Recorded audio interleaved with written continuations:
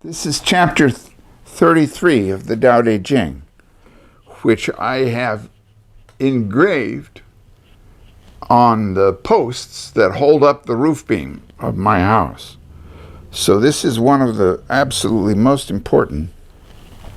This is one of the simplest and most difficult chapters of the Daode Jing. And I'm going to go through it word for word now as best I understand it, and then we'll go through it actually word for word. First word is the classical Chinese word for knowing, and it's a picture of an arrow hitting a target. So if you hit the middle of a target, if you can do that with your understanding, that's knowledge. So second character is person. It's not really gender specific, it's just people in general. Oftentimes in the old days they would say man, but now I of course would only say people. So if you know people, and the next character is really more or less a punctuation mark. Okay, so this goes around the first post as you come into my house. To know people, that is wisdom. And wisdom, the next character, which is knowledge on top of a little sun. So not only do you see things clearly with your mind, you hit the mark, but light rises into your consciousness and you have wisdom. Simple translation, knowing people gives wisdom. Now, then there's a next line is in contrast with that. And the next character, which looks like this box with two lines in it and a dot on the top, is actually originally was a picture of the nose, because Chinese people, when they refer to themselves, point to their nose. So that word is a very interesting word in that it corresponds fairly closely with the English word self. And like the English word self, it is fairly vaguely understood and defined. What exactly is the self? First, knowing people, or is in fact wisdom. Whereas self-knowing, that is Ming.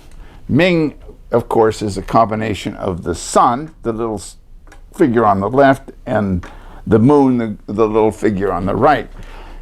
And depending upon its context, it can just mean bright or brilliant. But I think in this case, the correct word would be illumination. If you remember from the heartificial, the line in the Neijing about the heartificial, the function, what comes out of the heartificial is Shunming, is the illumination of spirit. Of shun. It's making a clear distinction between the value of knowing about other people and knowing about yourself. Knowing about yourself is much more significant and important. Next line. Originally, you see on the left, it's a little thing that looks kind of like the moon, but in reality, it's an abbreviation for a picture of a boat.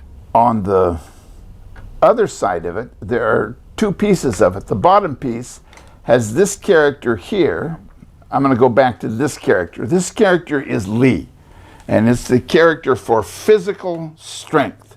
And it's a picture of a hand coming out of a sleeve, like a poof, fist. And it's like Jin Jing Gong cosmology. It is muscle strength. Anything with this character involves muscle strength, involves force, physical force.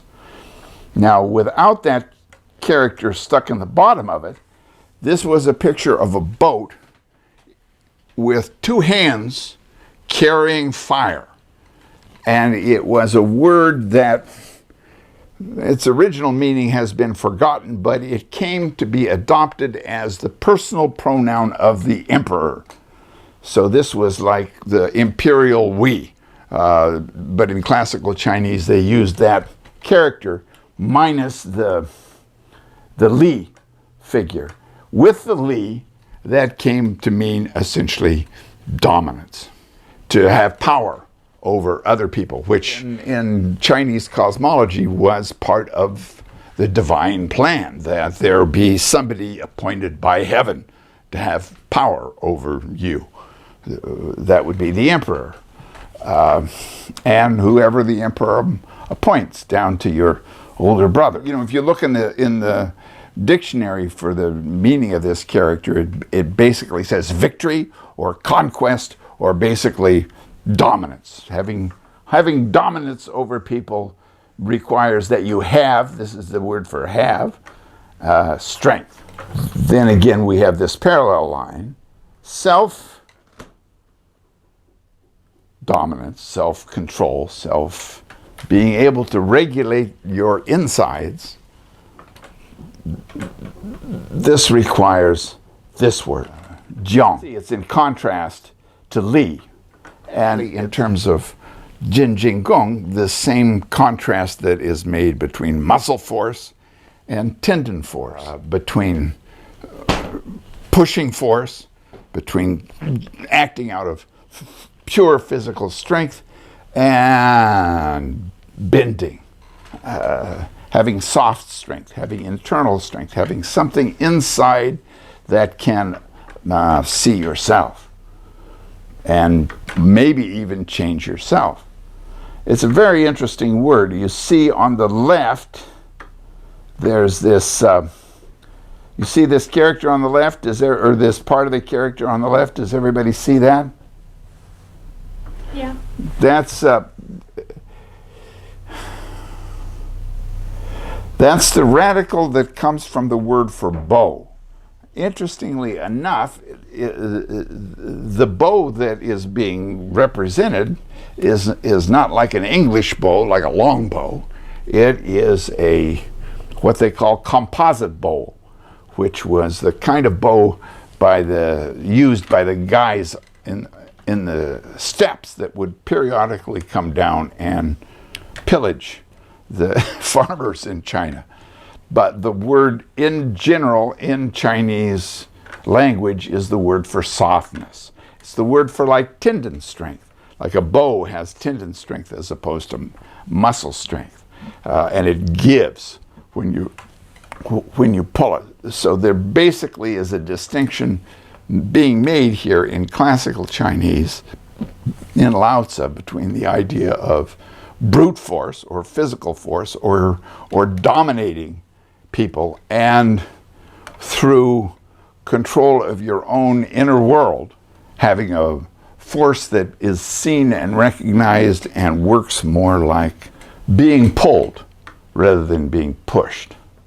Being pulled by something that you can resist. This is, again, in the Kung Fu world, this was the distinction between the internal and the external arts. The long fist, which is basically moving straight ahead and punching through someone, and the internal practices like Tai Chi and Bakwa, in which you move in circles and turn away from incoming force and then just gently pull. This line is on the base of the first pillar of my porch roof. This line is on the second pillar of my porch roof, and I skipped this line. and this is on the pillar of a post that holds up the big roof under which we do Qigong. So that the character that is most prominent is this character. Soft strength, internal strength, bending strength. Next line, they change subject in a way, but it stays with this idea of knowledge. And the first character is knowledge, and the second character is the character for enough.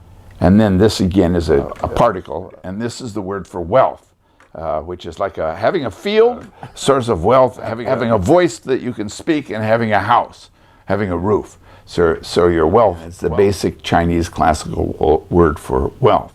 So this line basically is saying, knowing when you have enough, that's wealth, which is why I say that I'm rich, even though I have more than enough. I have enough now. I think I'm still below the line in which I can file my taxes for free because I'm not so rich that the government notices. But I have enough. And I think that's where you want to be, if possible, in the world. So then the next line, strength moving. Xing is like the five elements. It's basically the whole principle of moving. So this kind of inner strength moving means that you have will. This is a very interesting character. You see this character that has a picture of the heart on the bottom, and on the top it has a picture of what is sometimes called the scholar and sometimes called the knight. It is basically superior people, people who are above ordinary people, people who have power in the world, like in European medieval times, knights. The first level of aristocracy, where you don't have to dig in the field for a living, you can kill people for a living. It's a much higher sort of status. And then if you learn to read, then you can boss people around for a living. You're an official. And it was always in Chinese culture this layer of people who governed ordinary people. And originally means people who have more willpower, essentially more power to direct their own fate, to direct their own life, to make certain choices at certain times so that things go differently, or even a little bit differently, because in fact people have very, very little real will, and it's only those people who can really govern themselves internally that can develop real will. The next line is fairly abstract, but actually also pretty clear. This character is the basic word for not. This is the basic character for lose. This is a vague word, which is a noun marker. It's a particle. It kind of means it's or the. And this word is also a particle, which is a fairly vague word, which refers to place. So if you read that literally, which I think is the best way to start with Lao Tzu, is not losing the place, and then comma, the particle. And this word is long-lasting or enduring. So basically, if you have enough will so that your real strength can move, then you have to be able to hold your focus, hold your attention in one place. Basic gung fu word that oftentimes gets shortened to E is actually zhi, and it is the ability to direct your attention, to hold your attention, to have the will, to have enough internal force where you can hold your attention in one place. And that place, of course, would be initially, and maybe forever, who knows, internally, inside, to see what's happening inside yourself. That's a much more valuable ambition than actually being able to control people, to do something that makes the outside world work more to your convenience. Then the last line, death, but, or and then again the character for not, and this is another character for death, or the end. Now the oldest books, the Ma Huang Dui, has this character, which is the character for death above the character for heart, which in that combination means to forget, and it's still the basic classical word for forgetting, and I think that's the correct character here. And then comma, and this is the basic classical Chinese word for longevity, for physically living a long time. So all of this culminates in this line, dying, but not forgetting. That's real longevity. If you can actually have a vivid enough experience that is not forgotten, and that can survive the death of your body, that's all the longevity I need, really. I think it's a brilliant line. Well, I can read the whole thing, but also the other translations, which I think is, because what you've got is my literal translations, but I've got Jim Cleaver's translations too. So knowing people is wise, a knowing person is wise, one who knows is wise. Self-knowing is illumination. Self-knowing is brilliance. One who knows himself is brilliant. Dominating people is having force. The ability to conquer others is power. Self-domination is strength. But conquering oneself is true strength. Knowing enough, and that's a two-character word, which when it's used in classical Chinese means being content. The knowledge that you have enough, that is wealth. Okay, so those who know when they have enough are wealthy, rich. Strength moving is having will, or ambition, the way the word is used more commonly in Chinese. Those who resolutely move forward have will, ambition, purpose. Not losing the place is long-lasting or enduring. Those who do not lose their place will last a long time, endure. Death and not dying or forgetting is longevity. Those who die but do not die have longevity. Those who die but are not forgotten have true longevity. The last two lines, well, actually the second to last, are kind of hard for me. Anybody else? They are hard. They're the hardest lines. That's typical. Because they're actually, like a lot of Lao Tzu's favorite words, are almost grammatical words. They're kind of vague words. And oftentimes they are particles. But I think just to go literally, not losing the place. Not losing your focus on being able to hold your focus in one place. Not losing that means you actually have endurance. That's the next step after just having will. It's being able to use that will to hold your focus on what you're trying to see. My belief is that there is possible for human beings a vividness of experience that outlasts the physical death of the body, that there are memories that can be implanted, maybe in DNA, maybe who knows what, but it's possible that there are memories of experience that can survive the death of the body. Do you have memories from past lives, Bill? I wouldn't call them memories. I think I've talked about this before. It's like I get pictures of certain times and places or peoples, and they come to me periodically in some sort of mysterious and peculiar fashion in which I really start to feel what a particular time and place and people were like. And it feels like a past life memory, or it feels stronger to me than what I think most people talk about when they talk about past life memories. But it's not a specific life, although I oftentimes have fantasies about having a specific life in the particular time and place that I'm focused.